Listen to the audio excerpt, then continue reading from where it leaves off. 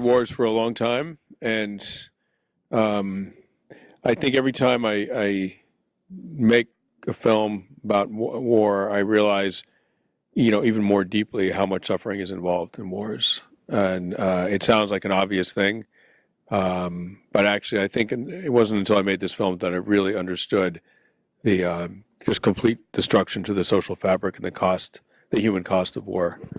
I think that what I learned, that even amongst this suffering, that there is still, pockets of humanity, and so I was always impressed by the sense of humor that people continue to have even in the darkest situations.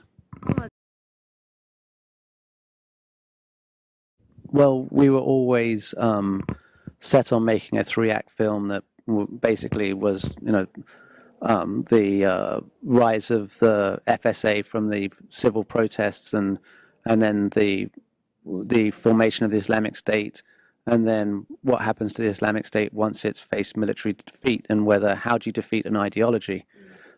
So we kept pretty close to that, and then. Yeah, and I think just in more of a narrative sense, you need to keep people engaged with the topic. You need stories about people that audiences can identify with. So the family, Radwan and Marwan, and their children and their spouses, to me, they're this incredibly sort of beautiful, open, compelling family, and I really think American audiences can identify with them. You need that in a film, along with the horror and the politics and all that. So you really have to get the balance right. If you just horrify people, very understandably, they won't want to watch your film. I mean, you have to balance. So you really have to sort of balance that.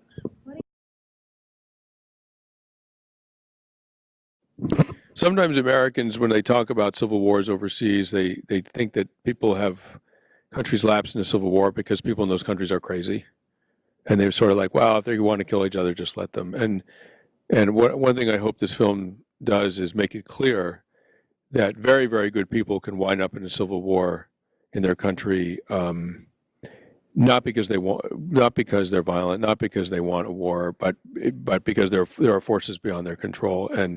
And I hope that this film explains the mechanics of war and how it sucks people, even good people, in, and how chaos creates violence, and things like ISIS come out of that chaos. And that's one of the reasons that the nations of the world have to be particularly on guard to keep these kinds of things from happening.